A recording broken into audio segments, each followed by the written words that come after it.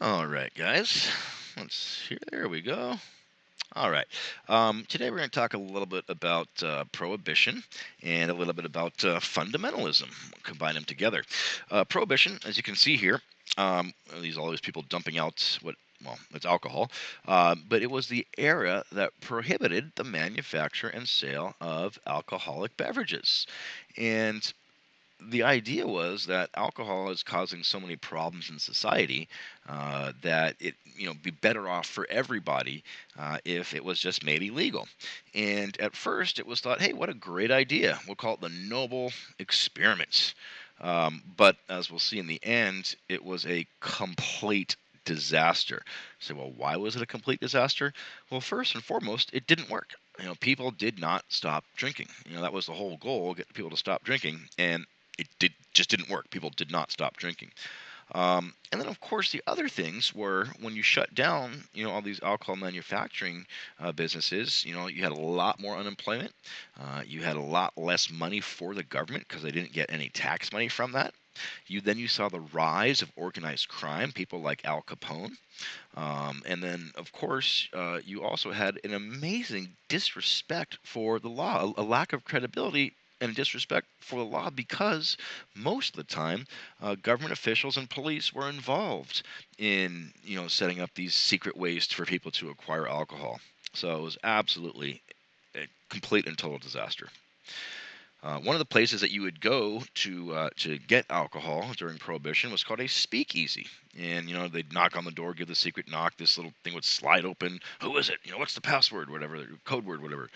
And then you'd go in there, and there were hidden saloons and nightclubs that illegally sold liquor. The bootlegger, as you can see, they're pretty well armed there. These were one of pretty much two classes. You're either a smuggler, uh, who made their own liquor, or you smuggled it and bought alcohol from Canada, or if you're in the South, you'd bring it up from the Caribbean or perhaps Mexico. And this is incredibly profitable endeavor. As you can see, there's very many heavily armed people here, and so it probably did not want to mess with that group of people. Moving over now, fundamentalism. I guess we don't have a picture here. Fundamentalism, a religious movement based on the belief that everything written in the Bible was literally true. Now, it doesn't have to be in this case. It is the Bible because we're talking about a case that involves teaching evolution. But fundamentalism applies to any religion. That if you literally believe the text of the religious books. Now, remember the difference between literal and figurative. Literal is word for word.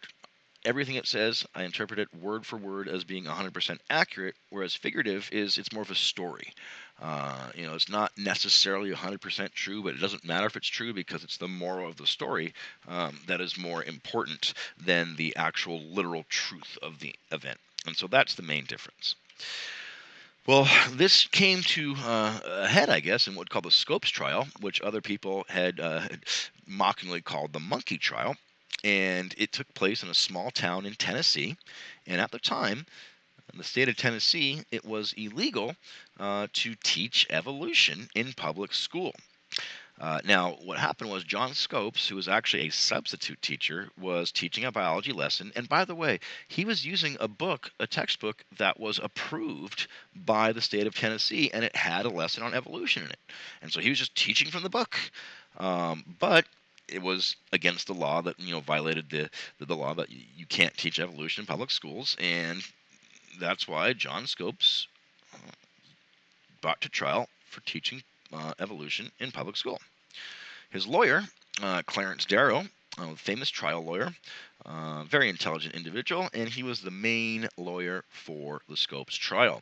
And we'll be taking a look at a little bit more of that in a different video. All right, thank you so much.